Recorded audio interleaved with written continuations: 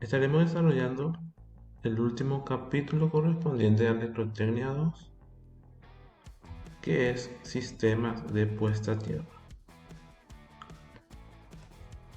Los objetivos propuestos para este capítulo es la de comprender la importancia de la utilización de un sistema de puesta a tierra en una instalación eléctrica, la de identificar las principales partes de dicho sistema de puesta a tierra, estudiar los distintos métodos de construcción que existen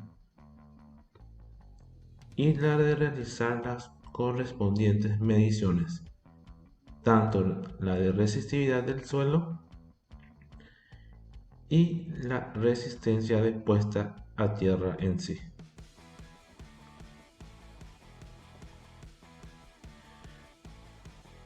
Como definición, tendremos que el sistema de puesta a tierra es un conjunto de elementos conductores de un sistema eléctrico específico.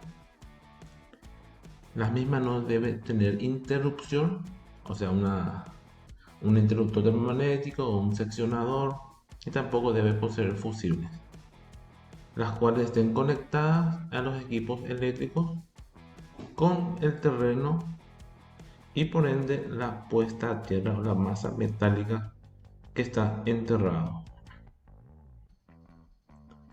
Además comprende la puesta a tierra y la red equipotencial de cables que normalmente no conducen corriente. Entonces este sistema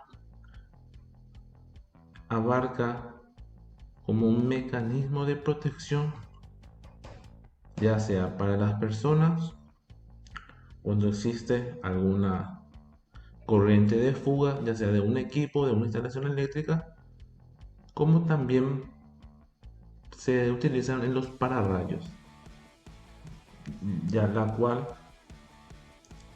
puede distribuir la corriente generada por dicho rayo, por dicha descarga eléctrica, y la conduce a tierra, disipando dicha corriente y protegiendo la zona constituida para la protección contra dichas descargas. En cuanto a la parte de servicios, quiere decir los puestos de distribución o toda aquella red eléctrica, ya sea de media, baja y alta tensión, que debe de poseer puestas a tierra para su servicio, para la continuidad del servicio.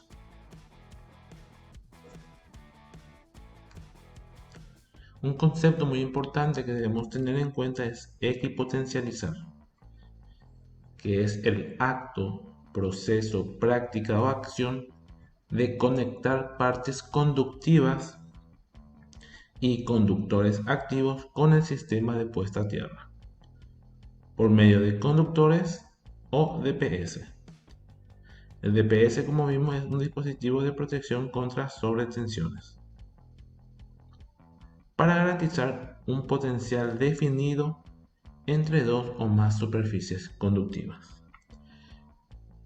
Este concepto quiere decir que en una zona en donde se encuentran instalaciones eléctricas y debemos de proteger dicha instalación y los equipos, como también las protecciones contra descargas eléctricas, dichas puestas a tierra se deben conectar entre sí mediante un barraje de equipotencialización que se colocan en los tableros.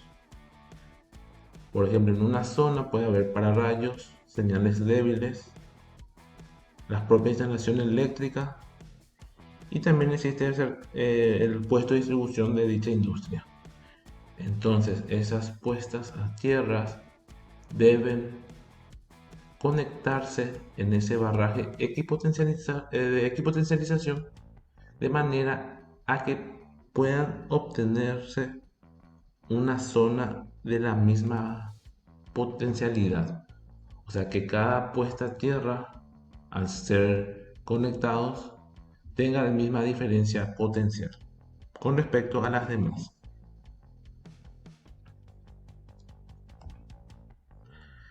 La función de un sistema de puesta a tierra de una instalación eléctrica es la de dispersar en el terreno las corrientes de cualquier naturaleza que se pueden presentar, ya sea por falla, por ejemplo un motor eléctrico pierde su aislamiento, la de frecuencia industrial y también las descargas eléctricas atmosféricas o debidas a maniobras.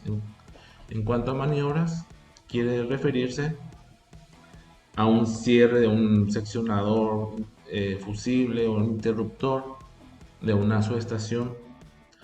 A la hora de realizar esas maniobras se producen unas ciertas sobretensiones que originan corrientes de fuga o corrientes excesivas. Otra función del sistema de puesta a tierra es la de garantizar las condiciones de seguridad a los seres vivos, permitir a los equipos de protección despejar rápidamente las fallas en cuanto al DPS, y también se emplea en instalaciones eléctricas los interruptores diferenciales con el sistema de puesta a tierra. Y otro punto importante es la de conducir y disipar las corrientes de falla con suficiente capacidad. Esto quiere decir que la puesta a tierra debe estar bien dimensionada para que pueda disiparse toda la corriente generada por una falla o una descarga eléctrica.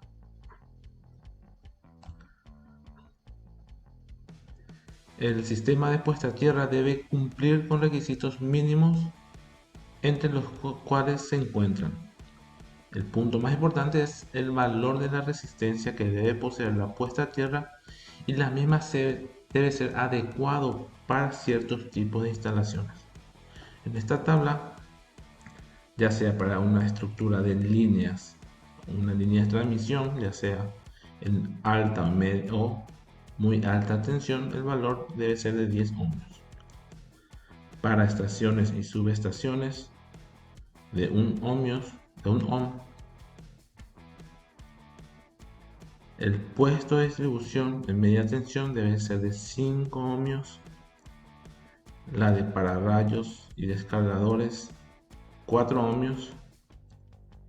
Y las acometidas o el neutro de baja tensión sería la salida del puesto de distribución. El neutro debe estar conectado también a tierra. Y también para los equipos de instalaciones eléctricas, ya sea para la pilastra donde se encuentra el medidor, y también los artefactos, ya sean los motores o cualquier elemento que pueda producir fallas o corrientes de falla.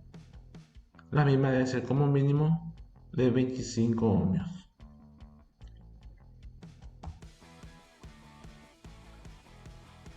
La variación de la resistencia debido a cambios ambientales debe ser mínima. ¿Qué quiere decir eso? Que a la hora de dimensionar la puesta a tierra hay que considerar los casos más desfavorables.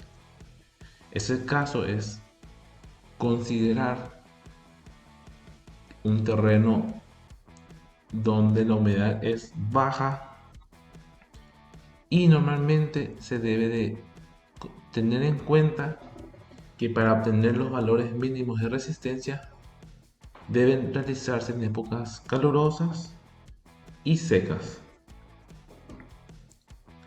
La vida útil del sistema de puesta a tierra debe ser mayor de 20 años. Debe ser resistente a la corrosión.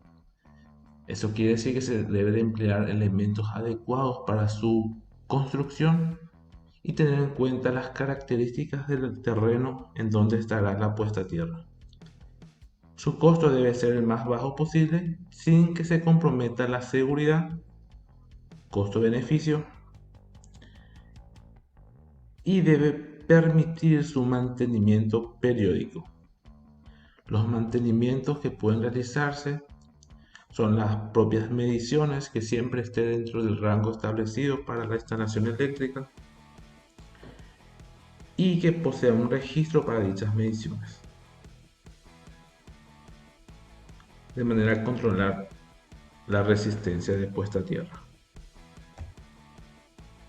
Las partes de un sistema de puesta a tierra son los electrodos o jabalinas, que son masas metálicas permanentemente en buen contacto con el terreno para facilitar el paso de las corrientes de defecto. Dichas jabalinas normalmente son de acero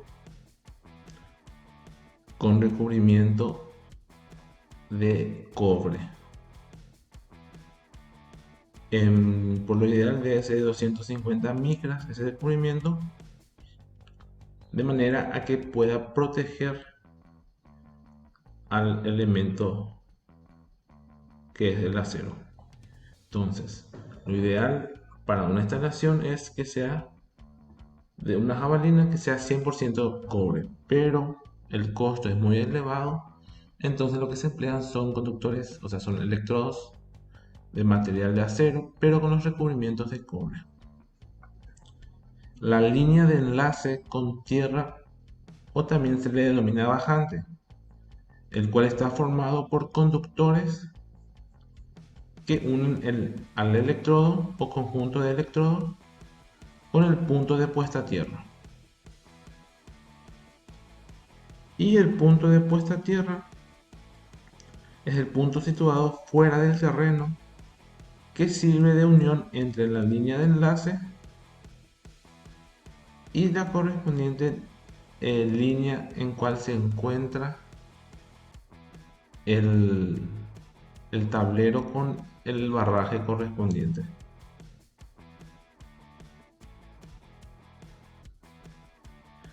Los objetivos del diseño de un sistema de puesta a tierra es que primeramente debemos de optar por la mejor alternativa geométrica para que el terreno participe en la conducción de la corriente de efecto. ¿Qué quiere decir eso? Tener un buen dimensionamiento, una buena área en donde se va a poder realizar la puesta a tierra y tener en cuenta un aspecto importante que es la resistividad de dicho terreno. El grado de oposición que presenta un terreno a la circulación de la corriente eléctrica se puede definir como la resistencia que presenta el paso de la corriente. Un cubo de terreno de 1 metro de arista, la misma se representa con la simbología ρ, que es resistividad, y se mide en ohmios metro.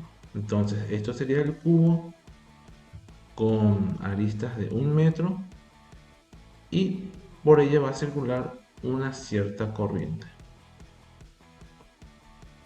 Entonces este es un aspecto importante que deben tener en cuenta para poder realizar el diseño de un sistema de puesta a tierra.